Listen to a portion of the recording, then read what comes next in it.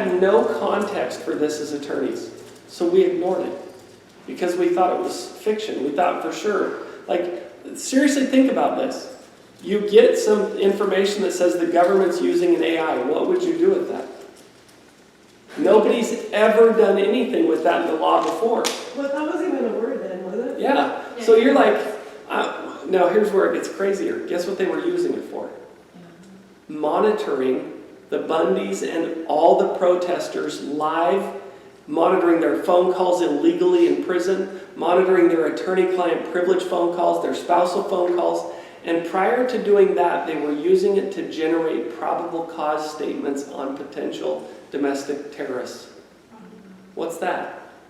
That's a movie with Tom Cruise called Minority Report. So you can see why we confront this and we're like, no way. We literally had no context. We didn't know what to do. Fast forward to 2022. Now, you understand why that would be creepy, right? Now I understand why. Where do you think they're housing all the information that AI is monitoring? Is it on the Bundy's land? No. Colorado? Out in the desert west of Salt Lake. And what do you think's at the bottom of that building? Probably the most sophisticated AI you've ever seen. Okay, now you live in the information age. Okay, let's go to that place and find that data center. Okay, now here's what's also interesting. I went and did a presentation. You guys know where St. George, Utah is? Mm-hmm. I go to St. George, Utah, and I head out into the west to the border of Utah, where I meet with a member of a city council who comes up to me and hears something similar to what we're talking about today, and he says, hey, you know what? It's crazy about what you just said. He goes, we have a fiber optic line that runs through our city from the top secret Air Force bases in Nevada. They pay us money to keep it, and we're not allowed to touch it. And guess where it goes to? The data center in Utah. I was like, what? There's a fiber optic line running from the most top secret Air Force bases in Nevada to Utah's data center. Let's go to that data center. Now ask yourself, why would Utah be invaded under the reign of Zedekiah? Because that data center There it is. is right up here. Yeah, go ahead, Bill. Just Yeah. That's right there. That's it. Right there. Yep. Yeah, there it is. Utah. Now let's zoom out a little bit. Keep your eye on that spot right there. That's the Salt Lake Valley. Okay, no. Don't read anything into this, okay? I've played around with AI a little bit. It's creepy.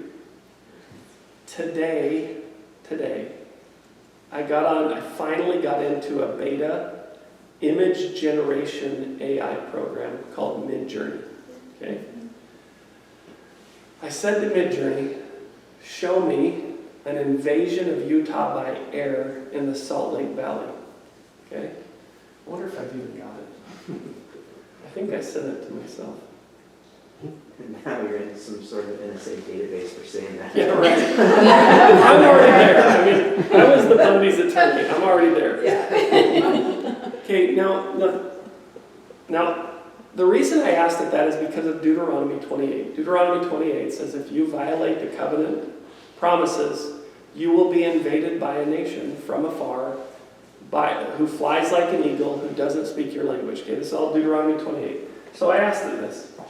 I'm going to pull it up for you, okay? I do have it. I just said, hey, generate an image of Salt Lake Valley being invaded by air. We all need a Xanax at this point, I think, right? To handle our anxieties. Yeah. Okay, look at that. This is what it gave me today. Here's the city right here, which makes this the Great Salt Lake up there. Mm-hmm. What is that? Why did the AI put a huge bomb down by the data center? Of all places to stick that thing. Now, again, this doesn't mean anything. I know that, right? But it's kind of creepy that you go through these experiences. And, I mean, look at that image, too. That was generated in like 20 seconds by AI. That's creepy enough. Okay, sorry, that's enough of that. Okay, so remember what I said. Now, I apologize.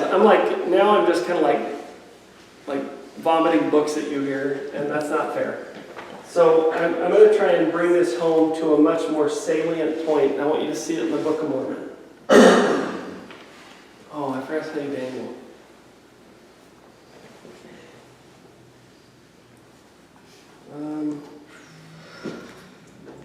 Here, I'm going to cheat. Where do I find Daniel's 2300 days? Daniel 2, that's not it. Where do I find Daniel's? Oh, that's why. 2300 days. Daniel 8, 13 through 14.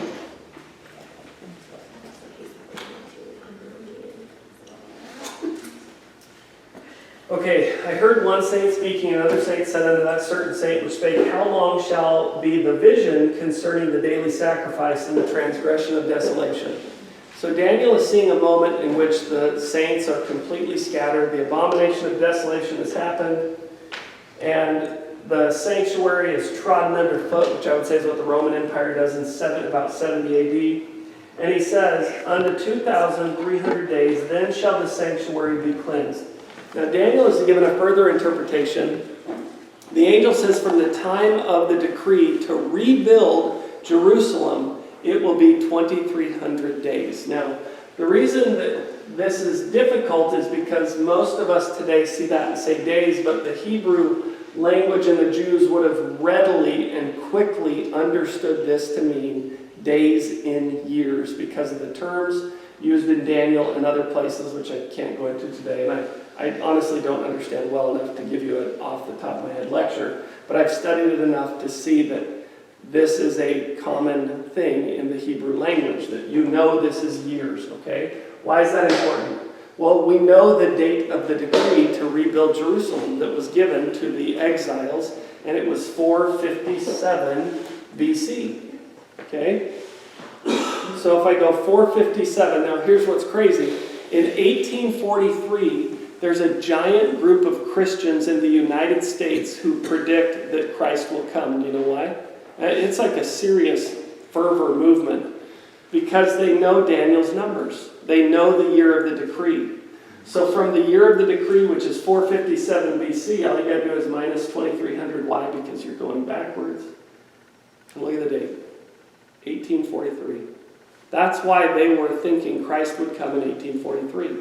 Guess what happened instead? Church, the kingdom of God was organized on March 11th, 1844. Now what's interesting about March 11th, 1844 is guess what year that's really in? Guess what year what? Guess what year that is really in? It's not 1844. It's 1843 because the real year begins in spring at the new moon. We've changed it under the Gregorian calendar, the Julian, whatever we call it today. So Daniel gets that day right. Daniel will also say, okay, watch this. I got to show you one more thing, then we'll go to the Book of Mormon. Hey, who's the fourth beast of Daniel? The eagle. It's the eagle, and the Lord tells that to Ezra. And it has great iron teeth, and it stamps the residue, that's the remnant of the saints. Who drives the saints out of Nauvoo?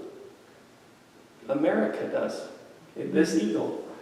And it's diverse from the beast, and it has 10 horns. Okay, well, we know who the first of those horns is. Who is it? Ezra calls them feathers. Daniel calls them horns. No, that's the first one. That's Herbert Hoover. Okay, he's the toe, right? In Daniel chapter 2, but once we get to Daniel 7, we're with the eagle beast that Daniel sees, and this thing's not good. This thing's going to go wicked on us. So we know the 10. Watch what it says. It has 10 horns, and then after the 10 horns, there's a little horn. Hey, who's the little horn? Well, the little horn, 3 before him are plucked up by their roots. So there's something about this little horn where 3 before him get plucked up, And there's also something about this little horn such that he will have power to subdue 3 after him. So we need the 11th president from Hoover who has something to do with 3 presidents before him and something to do with 3 presidents after him. So let's go over here to the presidents of the United States. Find our Hoover. Right there, and count to 11. 1, 2, 3, 4, 5, 6, 7, 8, 9, 10, 11. Anything wrong with that guy? Everything. Does he subdue 3 before him? Okay, that guy was, this is all conspiracy theory, don't believe any of this, okay? That guy was the congressman in the district where he was killed. At the time he was killed, he then became the head of the CIA as a former member of a secret organization at Yale called the Skull and Bone Society. I knew one of his closest advisors who personally told me, his name was Ron Mann, that Reagan hated him like no other. And that when he was running for president, a group of people came to him and said, you will select George H.W. Bush as your vice president or you will never become the president of the United States. And they were all disappointed because the one person Reagan was never going to pick was George H.W. Bush. But he did. Now, here's what's interesting. Remember the parallels between these other kingdoms. The northern kingdom of Israel. This guy's name is Ahab. Ahaziah, Jehoram, and a crazy dude out of the desert named Jehu, who when he drives his chariot, everybody knows him because he drives it furiously. He will take on the house of Ahab and particularly Jezebel. But remember how Daniel says this guy will subdue 3? Guess who Ahab really belongs to in the Bible? Guess who Ahaziah really belongs to? And Jehoram. All of them come from the most wicked house ever to rule the northern kingdom of Israel, called the house of Omri. But for some reason the Lord doesn't command Jehu to bring down the house of Omri.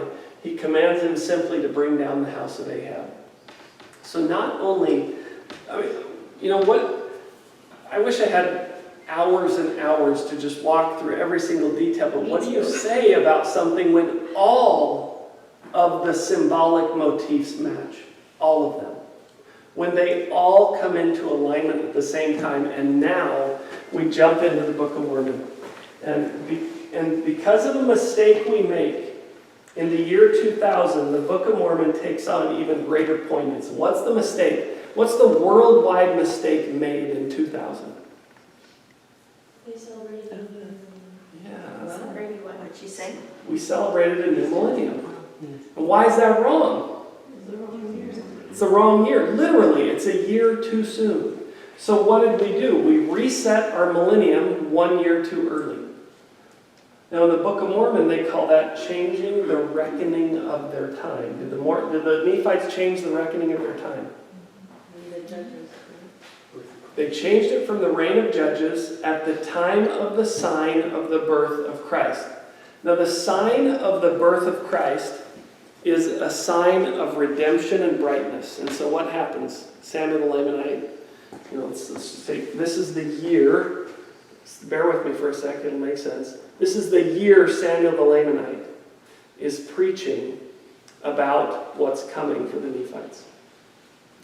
And in this year, Samuel the Lamanite says, 5 more years come. 1, 2, 3, 4, 5. And then you will see a sign. What they did. Okay, but what? Now, how many years is that? 4. See, it's actually, let's do it in real time. Pretend we're in 1994.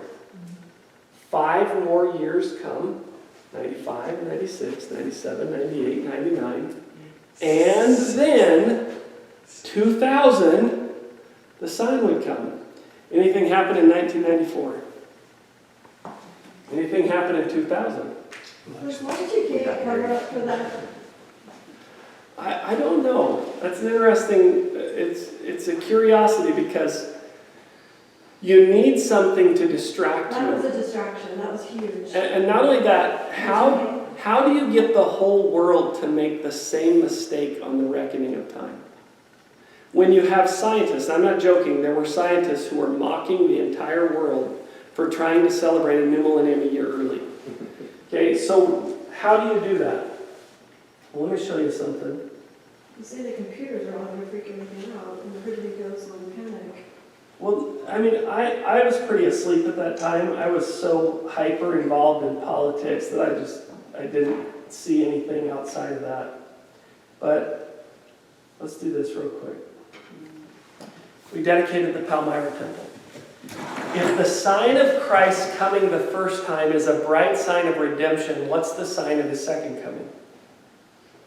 What is the day of the Lord called the second time? The great and terrible, dreadful.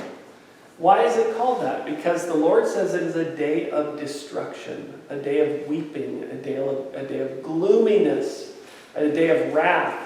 And so the sign is not going to be this bright light that's like, hey, everybody be happy, you're going to be redeemed. It's a sign that means destruction. And biblically, what's the sign of destruction? It's the same every time. It is blood, moons, and solar eclipses. Isaiah describes it. The day of the Lord comes with the darkening of the sun and the blocking of the moon and signs in the heavens. Okay, so remember 1994, Samuel the Lamanite, 5 more years cometh, and then you'll see a sign. So what should you see? You got to see great signs in the heavens. What are the great lights? There's only 2. Jim, sun and the moon. These are the 2. They study the scriptures. There's only 2 great lights, the sun and the moon. And what does Samuel say? He says you'll see a great light that you've never seen before. Is a star a great light? Mm-hmm. Yes. Is Venus a great light? No. Why? It's a planet. And it doesn't give its own light. A star does. So all these people who are like, hey, the Bethlehem star is the merger of Venus and Mercury, that could be true for the other side of the world. But guess what it's not true for? It's not true for the Nephites. Because Samuel says, you'll see a great light, such an one as you have never beheld before. So if a great light is a moon or a sun, what are they seeing that lights up the night for the entire night? Samuel says it's a great light. What is a great light? A star. It's a star. Nova. And if think about this, God is unveiling his planet to send down his son. Can you imagine the veil being peeled back from God's planet for one night? And the Nephites see it on the American continent. And it lights the entire night sky. Now, that's my theory, right? But it makes sense to me. Okay, so we need to see solar eclipses and other great signs in the stars and the planets, particularly those of the Mazzaroth, which is the Jewish zodiac or the heavenly constellations. So do we see that in 2000? We do. I'm going to run through this real quick. If you stood outside of Palmyra the night before the dedication of the temple, you would have seen an incredibly rare occurrence. It was not only a full planetary alignment, it was all the planets of the Mazzaroth.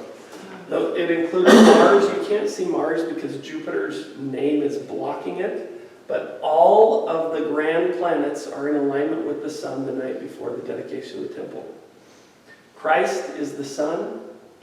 The 7 planets, including the earth, are these 7 consorts, or these 7 archangels or hosts. The Lord is called the Lord of Sabaoth, which means the Lord of the hosts of heaven. And Sabaoth is a play on the term the God of war, the Lord of the hosts of war.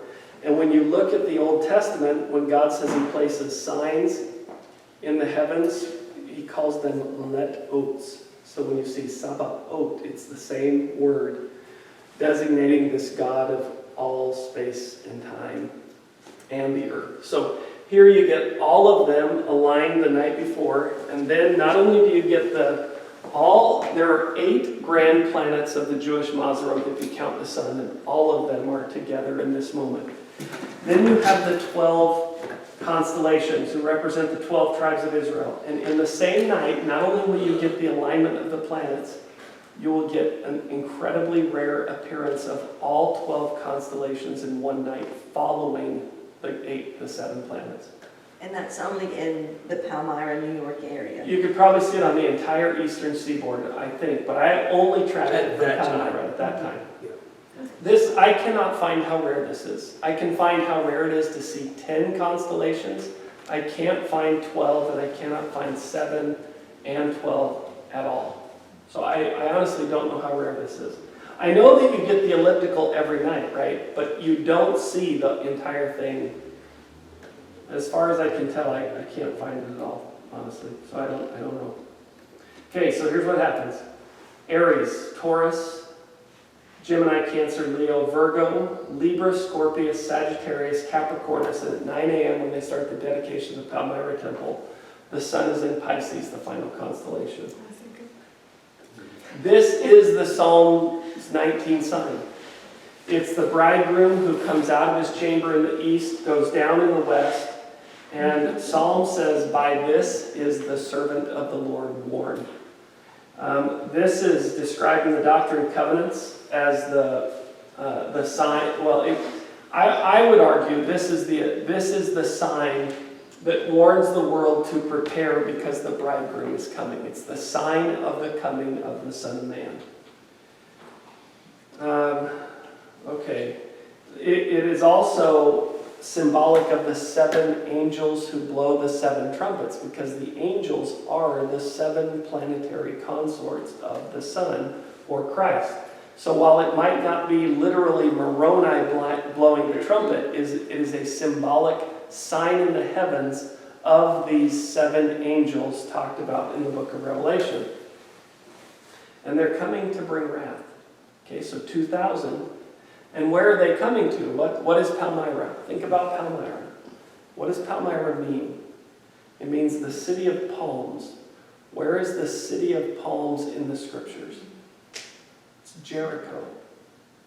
Where does Christ go before he finishes his work? He goes to Jericho. So if you see Christ in Jericho, and they're holding a solemn assembly on the day you see his sign, and they're waving their handkerchiefs, shouting Hosanna, just like they did in the New Testament, what follows? In the first appearance, what follows is he finishes his work. He dies for our sins. What's the second one, though? Destruction. It's destruction. Okay, so now what does that have to do with the Book of Mormon? Okay, remember Samuel Millennium. Samuel Millennium says, hey, I'm talking to you right now. 5 more years cometh, 1994. Guess what passes over New York in 94? A solar eclipse that runs right over New York. Okay? 1994, 5 more years cometh. 95, 96, 97, 98, 99, and then cometh the sign. 2000. Did we get the sign? Yes, we did. Okay, what's the sign? That the bridegroom cometh, prepare, and Babylon is ready to be burned. If Babylon's ready to be burned, what is the sign of the burning of Babylon? It's given to John in Revelation 17. The angel says, I will show you the judgment of the great whore that sitteth upon many waters. And the warning is, get out. Okay, once you see this, get out. Now, the angel says to John, double unto her double. Now remember, we've changed the reckoning of our time. So 2001 is the 2nd year of our new millennium. In the Book of Mormon, they've changed the reckoning of their time, and in their 2nd year, they have peace, except the Gadianton robbers commit many murders and do much slaughter. In 2001, did we have peace? Except that somebody committed many murders and did much slaughter. Reward her as she rewarded you, double unto her double. Therefore shall her plagues come in one day, she shall be utterly burned with fire. And the kings of the earth who have committed fornication and lived deliciously with her shall bewail her and lament for her when they shall see the smoke of her burning. Standing afar off for the fear of her torment, saying, Alas, alas, that great city Babylon, that mighty city, for in 1 hour is thy judgment come. All 3 hits will happen in a 1 hour period of time, just as John predicted. The merchants of the earth shall weep and mourn, for no man buyeth their merchandise anymore. This event will be followed by the longest closure of the American stock market since the 1930s.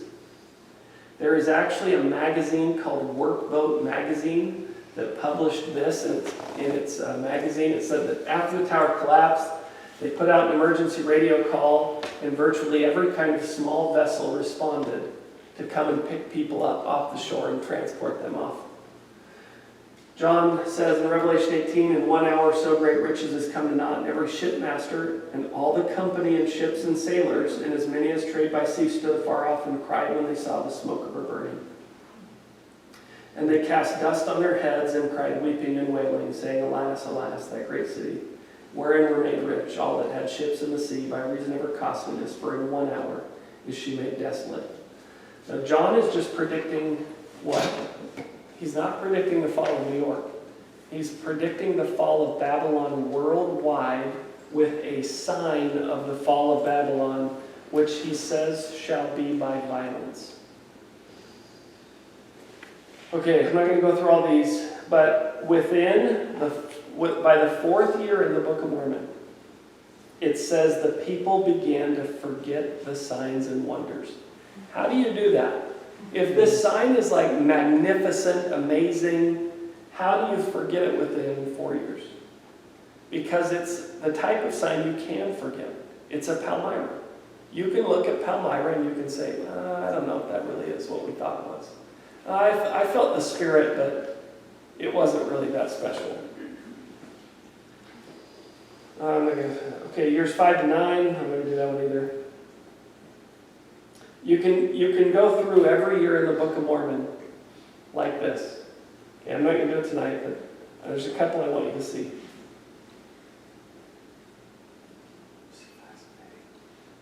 Oh, I do want you to see this. These are all in the Nephi that you're doing? Yeah, it's all 3rd Nephi. So in Nephi year 16 it says in 3rd Nephi 3:15, Yea, he said unto them, As the Lord liveth, except ye repent of all of your iniquities and cry unto the Lord, you will in no wise be delivered out of the hands of those Gadianton robbers. In our 16th year, 2015, the U.S. Supreme Court ruled that all state bans on same-sex marriage were unconstitutional, allowing gay and lesbian couples to marry nationwide. Now, honestly, I don't care what people do, okay?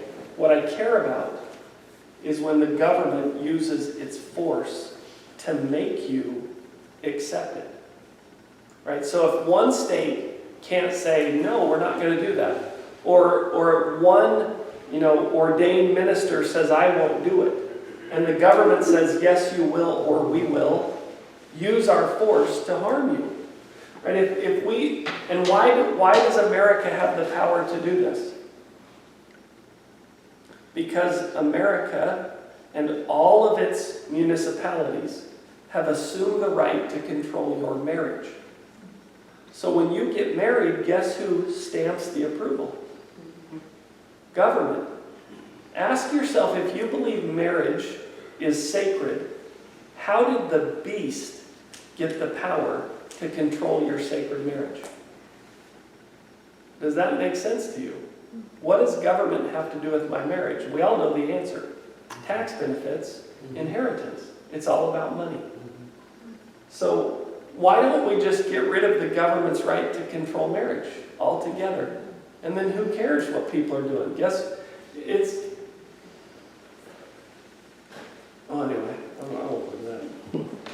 hopefully you get the point.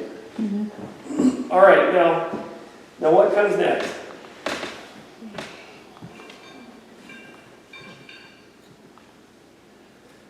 Year 17, and oh, that is actually pretty interesting. So Laconius basically steps up in the 17th year, and he says, if you don't get your act together and repent right now, the Gadianton robbers will be given power to overcome us. Okay? So that would be what year for us? 16. 2016. Notice the similarity in the language here with this. Of all the places to find a similarity, who would think you would find Gadianton robbers and secret combinations in the word of wisdom, our law of health? But sure enough, in our law of health, revealed in the latter days, the Lord says, in consequence of evils and designs which do exist in the hearts of conspiring men, I warn you and forewarn you with this word of wisdom, with the law of health. Now, President Monson will get up in 2016 and encourage us to obey the word of wisdom. Like, think about that. Like, do you remember that? I remember this talk, and I remember thinking, how irrelevant is this at that time? Just like the proclamation to the world and the family. Yeah. So now look at this. Year 18, what would that be for us? Is that significant because of 2020 then? I Like think so. 2016, and so like it's 4 years later. Okay. Well, so what we have in the LDS Church is something quite unique. We have this theology of a secretive organization that seeks to take away freedom. Okay, now you could say that's not too unique, but we are one of the only religions in America that entrenched it in our canon. So to then tie that to, I think 2001, when the towers come down, President Hinckley gets up in conference. You guys remember this? And he says, we know of these things. We can read about similar things in the Book of Mormon. And he directly cites Gadianton robbers. And so here we are now in the same year as the Book of Mormon, where they're starting to become a problem. They're warned, if you don't remember the law about conspiring men, they will overcome you. And within 1 year of that moment, look what happens. 18th year, which is, our 18th year is 2017. The Gadianton robbers, or the secret combinations, get worried. And they start to come out of their hiding places in the 18th year. What happens in 2017? The presidential election. Donald Trump takes office and America goes nuts. And all of a sudden there's actually this moment where Trump goes to this campaign stop. I want to say it was the Whirlpool speech. And he says, I have to go away for a little while because some people might try to kill me. And I was like, what am I hearing? Like, is he joking? He's openly asserting that a pharmaceutical, he actually cited the pharmaceutical debate. Do you remember this? This is in 16, Was it 16? because the election was 16, right? Yeah, but he takes office in 17. Right, okay. I could be wrong on the date. But he cites somebody might try to kill me, and he goes to Camp David for a while. Now think about that, especially that he ties it to a pharmaceutical war, basically, in America, a pharmaceutical special interest war, that might lead to the assassination of a president. And then what happens? We get COVID. Okay, so I'm not going to do that. Oh, I should do that.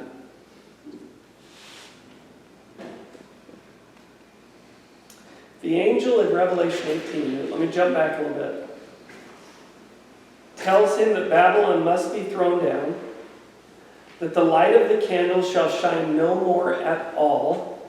Where? If we equate this to New York, what is the light of the candle? I would say it's the gospel. So the Lord's going to start to pull the fullness of the gospel out of these places that are warned, that do not repent. And he says, because Babylon's merchants were the great men of the earth, for by thy sorceries were all the nations deceived. Okay, that's the word sorcery in Greek. So pharmakia, John says, is what deceives the nations.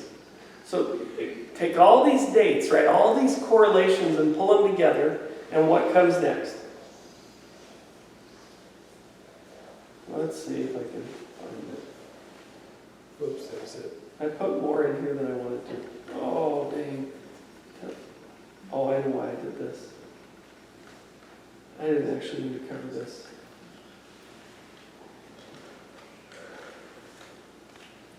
Okay. I'm worried this will just be confusing.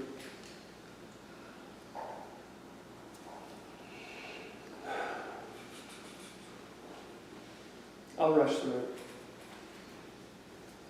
John says it's pharmakia that causes the nations to be deceived.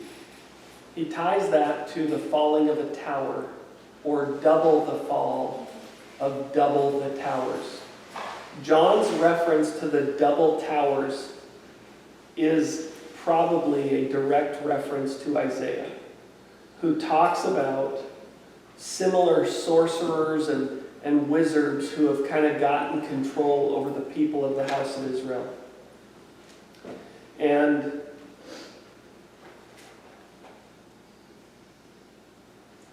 yeah, I'm not going to do that. This is the one I wanted.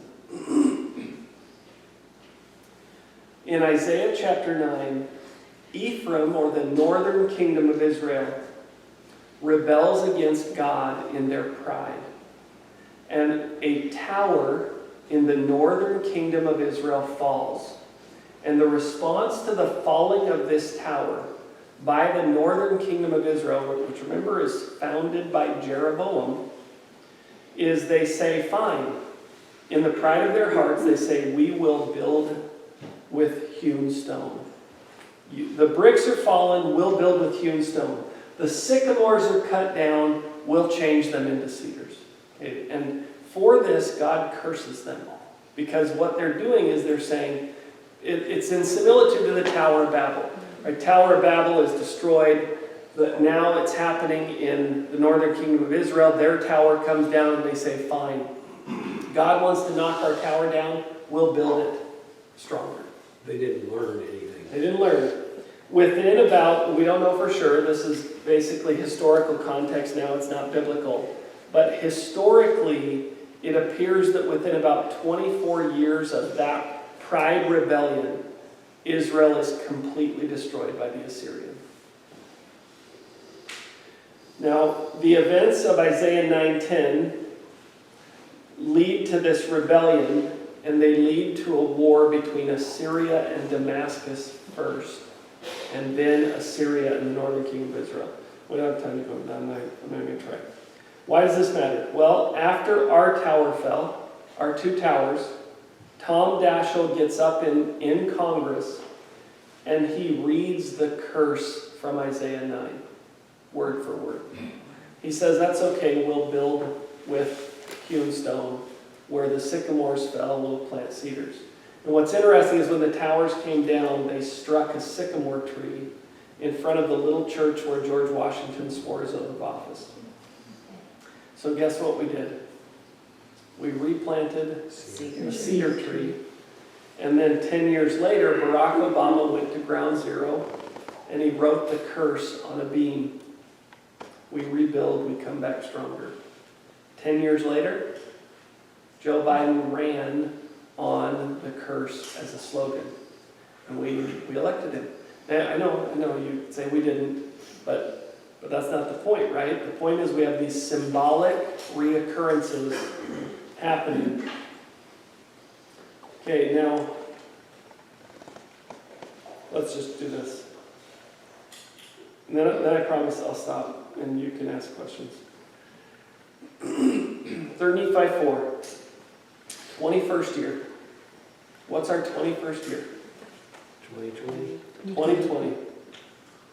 Because of our little millennial mistake.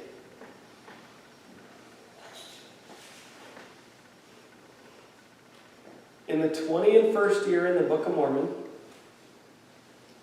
the Gadianton robbers did not come up to battle, but they came up to lay siege, supposing to cut off the people from their lands, to hem them in on every side, and if they should cut them off from all their outward privileges, that they could cause the people to yield themselves up to the Gadianton robbers' wishes.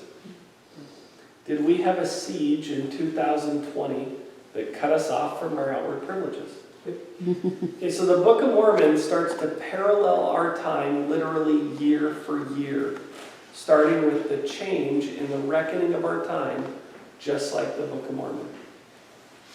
Now, what becomes amazing is if you study this closely, you can go into the book of Revelation from here, and you can see the vials that are poured out. And Mormon will make reference to those by using words in 3 Nephi 5 that are very similar to Revelation chapter 14, Revelation 15 and 16, which talks about the 7 vials, which are the wrath of God poured out, which lead to the abomination of desolation. And then what happens next is it tells us when the siege ends, or the repercussions of the siege. It says that it's in the 26th year. So in 2025, I will not be surprised at all if we go back to peace and prosperity. Like significant prosperity. But it's a double-edged sword because it's a duality that is created. So in 2025, we get a new president. And watch what happens in the Book of Mormon. They began to prosper. There was great order in the land. Now here's the duality.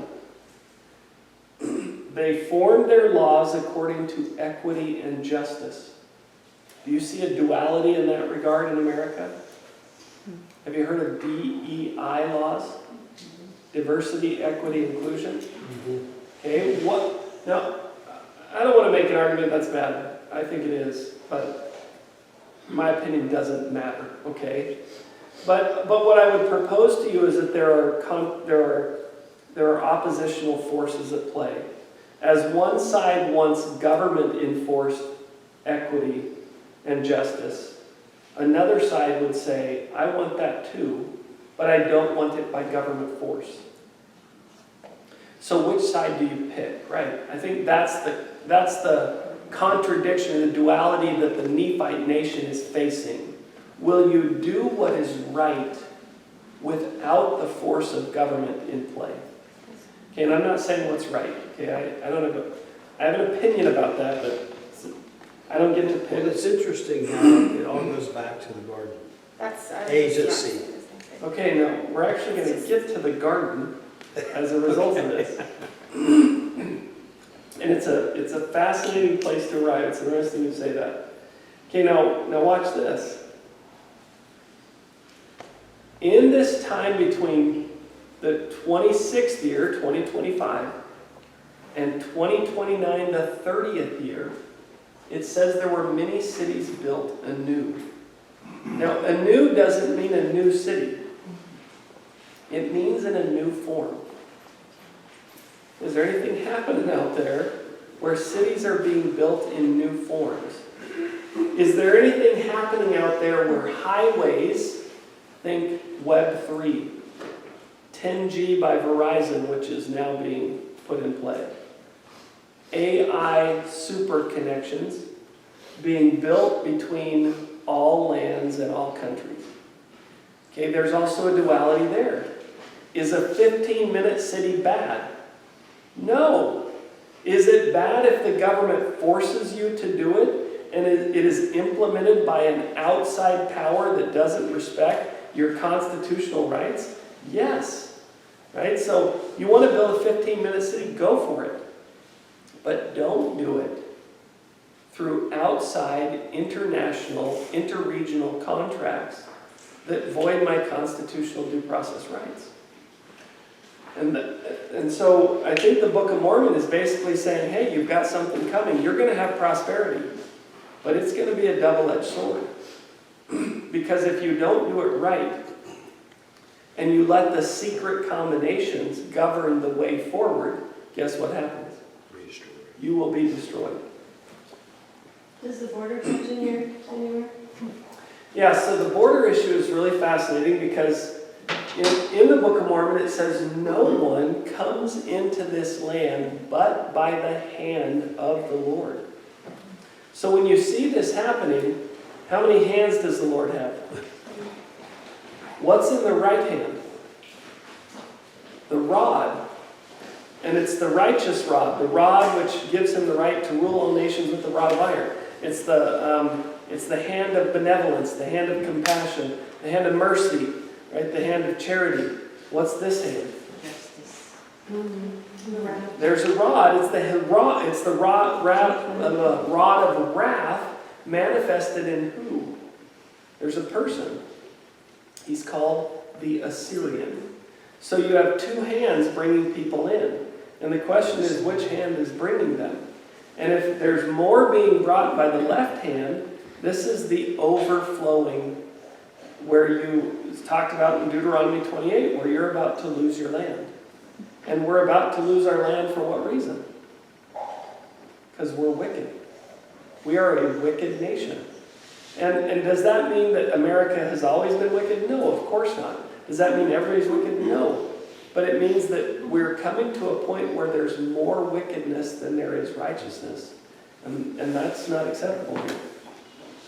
So I think you're seeing both. I think you're seeing people brought by the Lord for good reasons. And I think you're seeing people who are brought here to literally kill us all. He uses those wicked for his purposes also. Yeah, well, I mean, you study the Assyrian, and I mean, I could even show you parts in the book of Esdras where he says that in the final days, there are men going house to house, killing people with the sword. 2nd Esdras chapter 16. Well, and that's not hard to see, because watch what's going to happen here in the Book of Mormon. In the 29th year, guess what happens? Things start to go downhill again. So we get 25, 26, 27, 28. 4 years of basic prosperity. And then all of a sudden, in 2028, the 29th year, if we follow the pattern, things start to turn. Would And that have anything to do with another presidential election? Could be, or if you believe Tucker Carlson, The three heads. he's claiming that they're going to try to assassinate. I mean, he's openly saying it. He's saying that they're going to try to assassinate Donald Trump. And I'm like, how do you say that? Like, you shouldn't be. I mean, I get that, but by simply speaking that into the world, you're like creating this narrative that starts to become believable. But as is there another president? Yeah, so once the three heads take over, which I would argue, okay, what's interesting, remember that comparison of the northern kingdom of Israel? The three final bad guys of the northern kingdom of Israel match the three heads. And their names are Menahem, Pekahiah, and Pekah. And Menahem is of the house of Gadai, and Pekah is of the house of Kish. So you don't have to go too far in the Book of Mormon to kind of put those together as to who those three represent. And I think they are presidents, or if you look over here at the northern kingdom of Israel, they're the manifestation of a military coup. And so Menahem, Pekahiah, and Pekah come to power because of a military coup. Over here in America, we have a continuity of government policy which allows the military to place three branches of government in power by basically unilateral military martial law authority. So think about, have you seen martial law recently? What did you see in the end of 2020? It's actually January of 2021. Your state house was seized. Did you know this? you were locked out of your legislative session, North Carolina, you're talking. North Carolina, and you had National Guardsmen take over your North Carolina State House. Why? You know why? It happened in every single state in the Union because of a supposed threat of insurrection and a civil war that might break out because of Donald Trump in 2020. A lot of people don't even know that happened. So you see the pattern has been laid, and now watch what the Book of Mormon says. There became a great inequality in all the land, insomuch that in the 30th year the church was broken up in all the land. That's 2029. Anything predicted to happen in 2029? Great Reset. Okay, who's planning the Great Reset? The World Economic Forum claims that by 2029 we will have a Great Reset. There were articles authored by members of the World Economic Forum about how you would own nothing and be happy. Now, a lot of people mock this. I've read the articles. I've tracked who wrote them. They are prominent figures in the World Economic Forum, and they are laying out a plan to remove property ownership. They have a website, it's all on there. Yeah. Who's one of the biggest property holders in the United States? The church. Churches. So when the 501c3 is seized and the corporation is seized, will the church still own property? Do we have any precedent for that in the history of the LDS Church? We do. Several times. In the late 1800s, when the federal government threatened to seize all church property if the church would not comply with federal law. Okay, now interestingly, 2029 is also the 100-year anniversary of the collapse of the American and British stock markets. It will fall on the same Jewish holidays in 2029. And so we have this interesting little alignment in the Book of Mormon with Ezra-Ezekiel and with current affairs. Now, if the church is broken up, my guess is that just like in the Book of Mormon, the Lord will not allow the government to stand any longer. And in the Book of Mormon, it says in the same year, in the 30th year, they did destroy the government of the land, and they did, the regulations of the government were destroyed because of the secret combinations. Now what happens from here, you all know, right? This is the 30th year. And they go into 3.5 years of civil war, anarchy, and tribalism, where the prophets are hunted and some killed. At the end of that 3.5 years, in 3 Nephi chapter 8, it says, in the 34th year, in the first month, on the 4th day. Now, how's that for precise? What's the real first month of the year? Probably April. So this is the day Christ dies. The day he dies on the cross, a storm rises up, such as never had been known in all the land.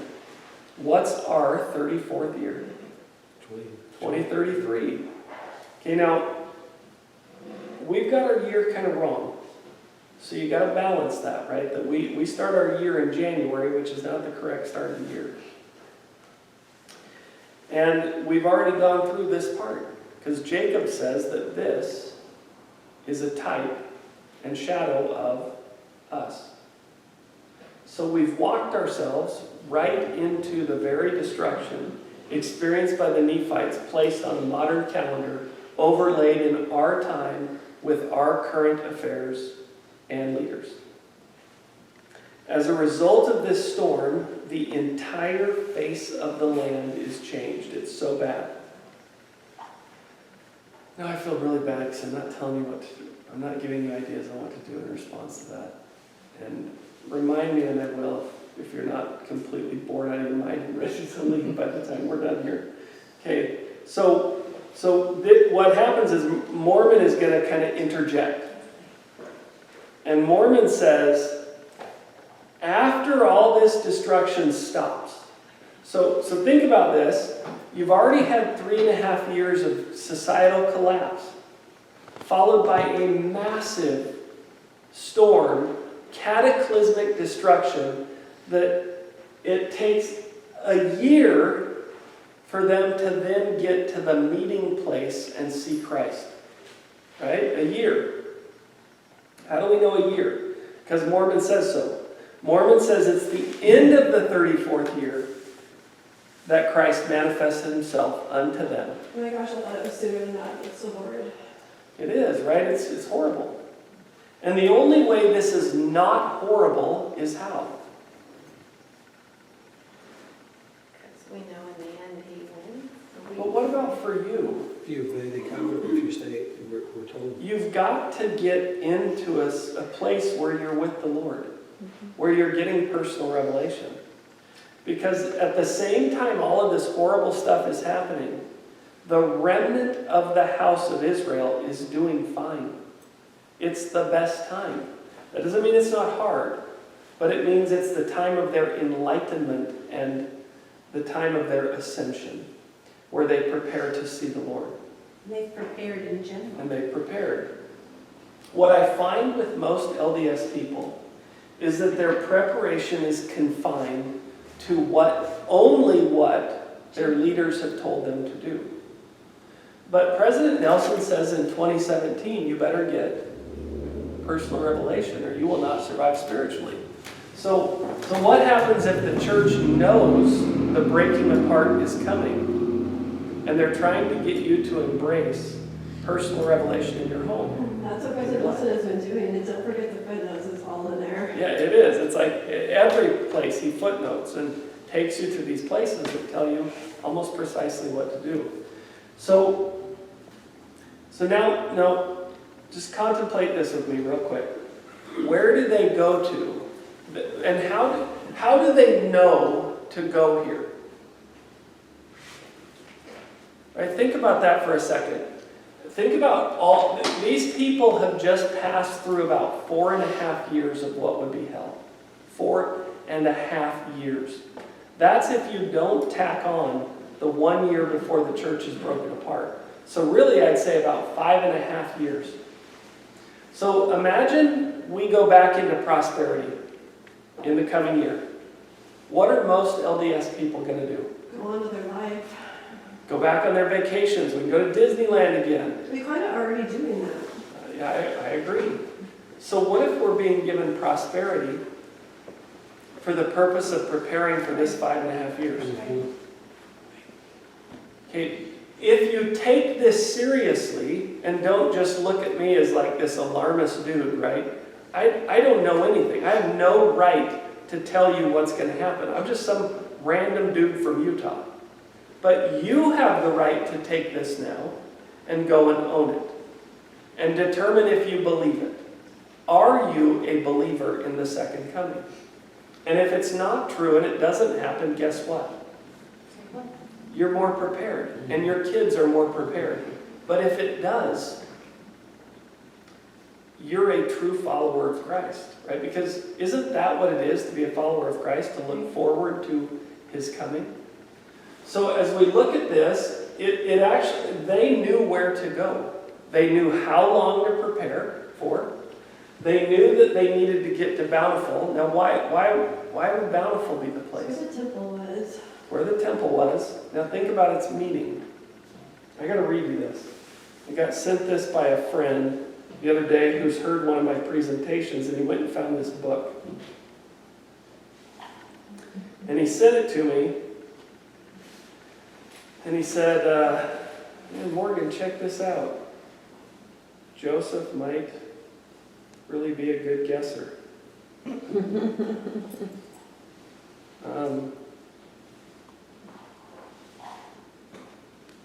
Okay, here it is. There's an author who wrote a book called What Really Happened in the Garden of Eden. And in the 7th chapter, it's